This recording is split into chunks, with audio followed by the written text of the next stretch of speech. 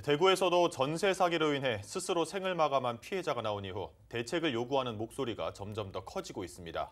하지만 타 시도와는 달리 대구시는 피해자 지원센터도 만들지 않고 있고 전세 사기 문제가 불거진 이후 1년 만에야 피해자와의 면담을 추진하고 있습니다.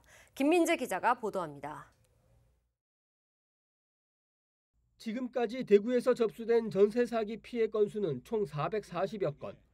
이 중에서 국토교통부로부터 피해자로 정식 인정을 받은 사람은 72.7% 320여 건에 불과합니다.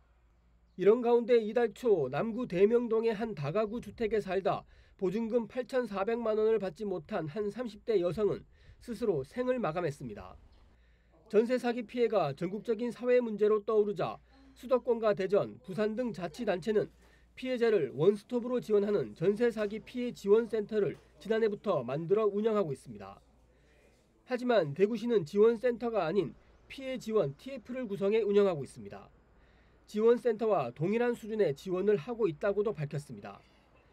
하지만 줄곧 대구시에 적극적인 대책을 요구했던 야권의 목소리는 다릅니다.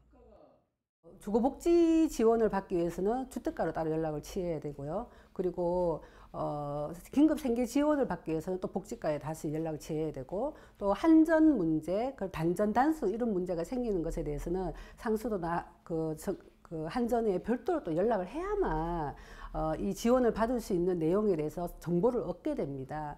그러니까 피해 입은 것에 대한 상심도 큰데 이 지원 대책을 찾으러 가는 가운데서 게다가 대구에서 전세 사기 피해자가 급증하자 피해자들이 대구 대책위원회를 만든 건 지난해 6월.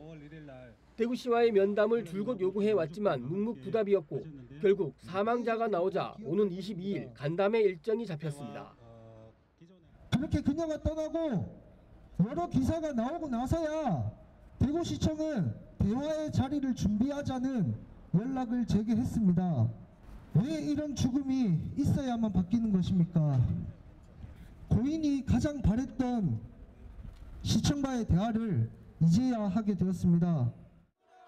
대구시는 적극적으로 지원책을 마련하고 있다고는 하지만 피해자들은 늑장 행정으로 일관하고 있다며 분통을 터뜨리고 있습니다.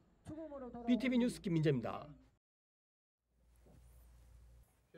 오늘도 BTV 대구 뉴스를 시청해 주셔서 감사합니다. 더 많은 소식은 BTV 채널 구독하시면 함께 하실 수 있습니다.